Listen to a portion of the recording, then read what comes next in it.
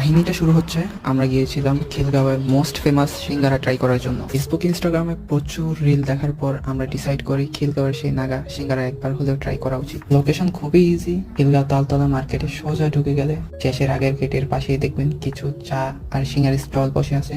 সেখানে কাউকে জিজ্ঞাসা করলে পেয়ে যাবেন নাগা সিঙ্গারা স্টল। এখানে প্রতিটা সিঙ্গারা 5 টাকা করে রাখলেও সিঙ্গারার টেস্ট এভারেজ ছিল, কিন্তু আমি জানি না কেন এত হাই। 5 টাকা হিসাবে সিঙ্গারার সাইজ ঠিকঠাকই লাগলো, কিন্তু টেস্ট আহামরি এত বেশিও ভালো লাগেনি ফর রিয়েল। কিন্তু তাদের সমোসার শেপটা একটু অদ্ভুত লাগলো। টেস্ট অ্যাভারেজে আছে, তো আপনি যদি সসে ডিপ করে খান তাহলে দুইটার স্বাদই মোটামুটি ভালো লাগার কথা। সিঙ্গারা পাট শেষ করার পর আমরা চলে যাই পাশের জুস স্টলে। এইখানে মিন্ট লেমনেটের টেস্ট একটু ডিফারেন্স লাগলো, যেটা অনেক বেটার লাগছে আমার কাছে। 30 টাকা হিসাবেও কোয়ান্টিটি। জুস খাওয়ার টাইমে শুনতে পেলাম বিস্ফোরণ, আর তখনই জানতে পারলাম পাশেই আগুন